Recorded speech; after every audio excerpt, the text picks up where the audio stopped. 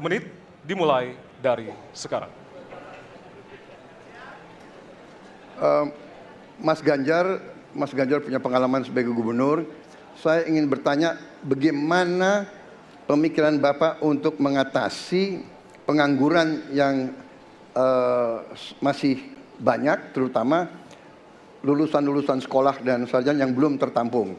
Mungkin pengalaman Bapak bisa Bapak memberi suatu pencerahan kepada kami. Terima kasih.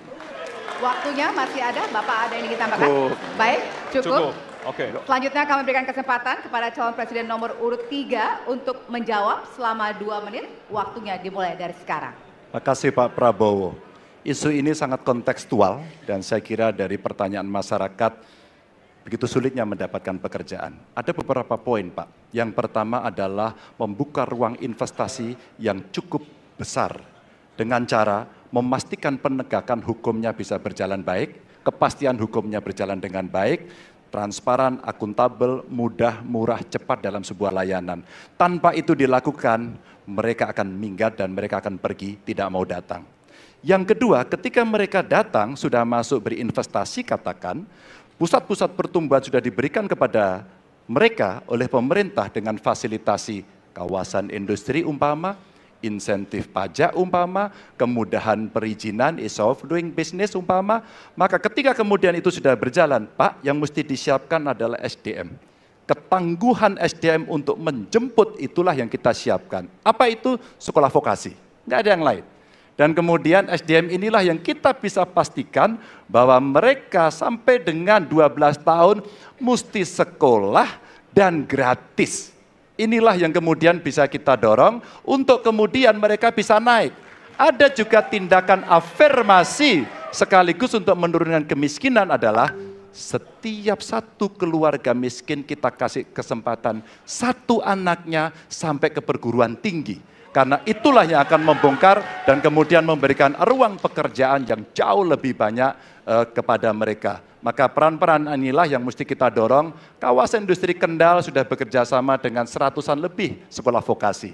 Kawasan industri di Batang sedang kita siapkan, bahkan kita bangunkan sekolah. Kerjasama antara pusat, provinsi, kabupaten menjadi begitu penting untuk memfasilitasi itu, dan kemudian tugas kita mensosialisasikan untuk mereka bisa terlibat di dalamnya. Baik. Ya, waktu Anda habis Bapak, dan kami persilakan kepada calon presiden nomor urut 2 untuk menanggapi jawaban dari calon presiden nomor urut 3. Waktu Bapak 1 menit. Saya senang mendengar jawaban itu. Berarti Bapak bisa mengakui prestasi pemerintah Jokowi dalam mengembangkan KEK semua, mendorong hilirisasi, menciptakan lapangan kerja, mengundang investor-investor ke Jawa Tengah untuk menciptakan pertumbuhan ekonomi yang bermutu dan berkelanjutan. Terima kasih. Ya. Waktunya masih ada, Bapak? Cukup. Baik, selanjutnya kita berikan kesempatan kepada calon presiden nomor urut 3 untuk menanggapi tanggapan dari calon presiden nomor urut 2. Waktunya 1 menit dari sekarang. Pak Prabowo, terima kasih. Ketika kami merancang kawasan-kawasan industri dan bagaimana percepatan itu kita lakukan, kami duduk dengan para menteri, bahkan kami duduk dengan presiden. Kami punya pikiran yang sama dalam merancang ini karena kita ingin menjemput 2045 sebagai negara maju, negara unggul. Itu yang harus kita ciptakan. Maka ketika kemudian soal setuju tidak setuju, kami hampir 10 tahun. Bahkan proyek-proyek strategis nasional yang ada di Jawa Tengah, saya bereskan, Pak.